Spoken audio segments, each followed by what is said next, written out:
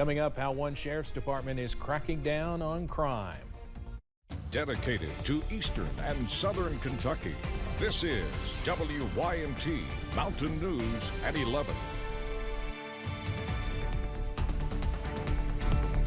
Good evening, I'm Steve Hensley. A community in Southern Kentucky is making a new push in the fight against crime. Tonight, Jeremy Toms rode along with the Whitley County Sheriff's Office to see how they are cracking down on crime.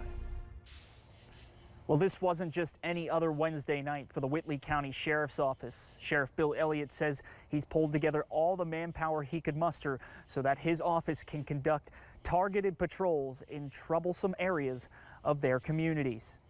Guys, we're going to target what few warrants that we know we're going to try to serve. Let's just go out and flood the area. We're going to do Canada Town area tonight of Whitley. Canada Town sits about 10 miles northwest of Williamsburg. This area appears quiet and rural, but for Sheriff Elliott, we're out here daily. The guys do work this. It's one of the areas that's worked pretty heavy in our county. He's often out here working to serve warrants or dealing with drug activity. I got a motorcycle currently running from them on River Road here. Wednesday night, they also made traffic stops and set up road checks in the area. So she's got a child support warrant, $35,000 child support warrant out of another county.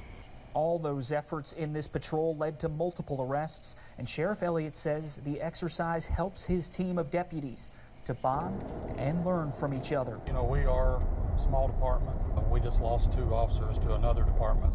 Everybody else has got to pick up their work because the calls don't stop. So we can take this opportunity here.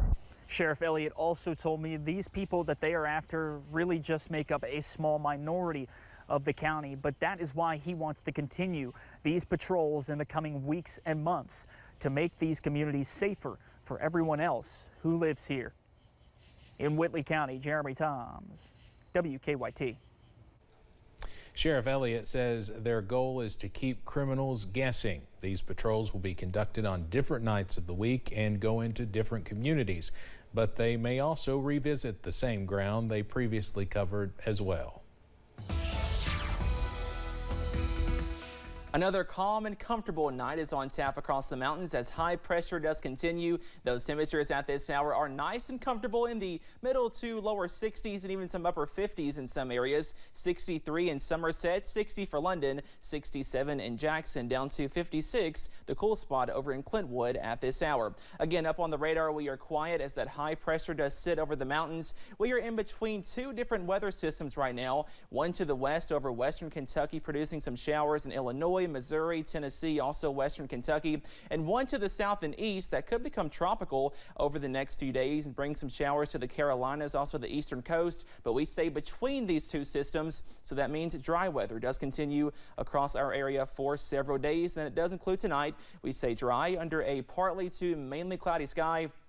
And those temperatures back in the upper 50s and lower 60s, so not as chilly as you wake up and walk out the door on Thursday. Watching out for possibly some areas of dense fog in some areas on Thursday, but more dry and mild weather is on the way on Thursday. Those details coming up in just a few minutes. Steve? All right, Cameron, thank you. Kentucky's debate over abortion access intensified today as Governor Andy Beshear's campaign released a new TV ad pounding away at his rival's long-standing support for the state's abortion ban and opposition to exceptions for rape and incest until this week. Anyone who believes there should be no exceptions for rape and incest could never understand what it's like to stand in my shoes. This is to you, Daniel Cameron. The pointed ad features a young woman from Owensboro who reveals her childhood trauma while slamming the GOP nominee. Right now, the state's ban does not include exceptions for rape and incest. This week, Attorney General Daniel Cameron appeared to reverse his stance in a radio interview, saying he would support a new law with abortion exceptions. The Beshear campaign released the ad just days after those comments. Cameron responded to the ad today. It's unfortunate, but Andy Beshear is running the most despicable campaign in Kentucky history. Now, he lectures us on partisanship and unity, then runs disgusting false attacks. I've said if the legislature were to bring me a bill with exceptions, I would sign it.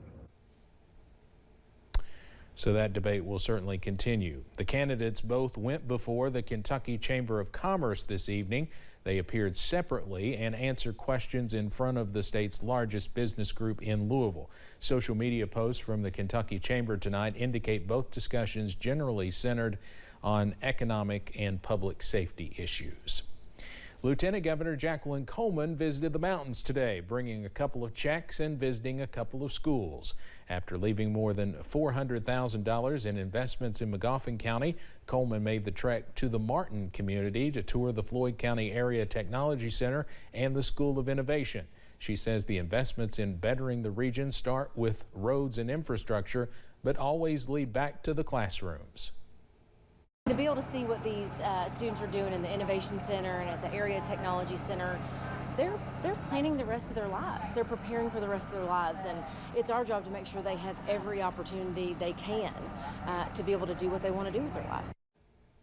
School officials say it was nice to have Coleman tour their facilities, and they hope the needs were as evident as the work being done there.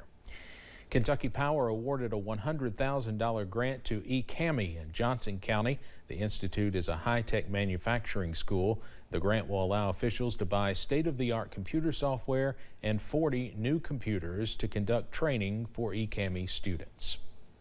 Apple Red Legal Aid is working to serve the community in many different ways. Disaster response has been a top priority, but there are many different areas they cover, like personal health and evictions. New Executive Director Angela Dorsey says family law is something that many services are dealing with at a high rate. We have a limited bucket of resources that we have to serve clients, and so what we try to do is help as many people as we can, but we have to narrow down some of the types of work we do. Dorsey says legal issues involving last year's flood are increasing now as people work to rebuild. Nearly 150 high school students in 8 schools across the region gathered for the Healthcare Academic Career Planning Conference at Hazard Community and Technical College earlier today. Students attended workshops on various healthcare programs, giving them the opportunity to learn more about future degrees and jobs they may want to consider. Tammy Duff with HCTC says the conference can open many doors for students right here at home. We've got dentistry, we've got physical therapy, we've got pharmacy, we've got a physician assistant, we've got medical laboratory science, another one that they can get right here in Hazard at the UK Center for Rural Health in front of the hospital. The students participated in 3 sessions, followed with a panel with all of the healthcare session leaders so students could get a grasp of everything.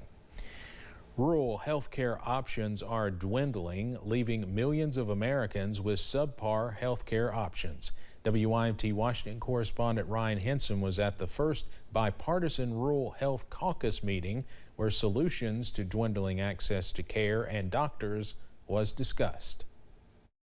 46 million Americans are at increased risk for heart disease, cancer, and other unintentional injuries just because they live in a rural community, according to the CDC. 15% of Americans live in rural areas, many of which older and sicker, which makes having easy access to health care that much more important. Congresswoman Diana Harshbarger represents a rural, mountainous eastern Tennessee district. The pharmacist by trade says her state is closing rural hospitals at the second highest rate in the country. I can tell you as a pharmacist running a business during the pandemic, 3 weeks I couldn't get antibiotics, I couldn't get supplements, I couldn't get PPE. A lack of medical supplies, lack of medical professionals, and the constantly widening distance between patients and quality care are putting a strain on the health needs of rural Americans. Telehealth's here to stay, and we saw that during the pandemic, and we want to make sure that the rural areas have access to that broadband so they can have access to telehealth. Congresswoman Jill Takuda supports increasing telehealth access. The Hawaii representative's constituents aren't just in rural areas, many live in remote areas where a trip to the doctor includes a ride on a plane. And too many seniors who have told me that their final days were spent away from their loved ones. A mother crying to me, telling me that her daughter who had cancer, terminal cancer, could not see her children because she was on another island getting the hospice care. Telehealth is just the start of the new caucus's plan, which includes creating pipelines between schools and hospitals to increase and stabilize the healthcare workforce. There's also congressional efforts to reduce the cost of healthcare and medicine. So much of rural America, they're just asking for the most basic dignities. To be able to take care of themselves and their loved ones with dignity, to be able to live their days the way they want to. And it should not matter what zip code or what community they live in. Reporting in Washington, I'm Ryan Henson. The Biden administration is providing $600 million in funding to produce new at-home COVID-19 tests and will again allow Americans to order up to 4 free tests per household. It is aiming to prevent possible shortages during a rise in COVID cases that has typically come during colder months. Orders can be placed at covidtests.gov starting on September 25th. Coming up on Mountain News at 11, a high school band director is tased and arrested, but he denies doing anything wrong. And a Knott County man is a big wheel winner. See his big moment on Wheel of Fortune. Plus, our streak of dry weather continues into Thursday. Your full forecast coming up after this break.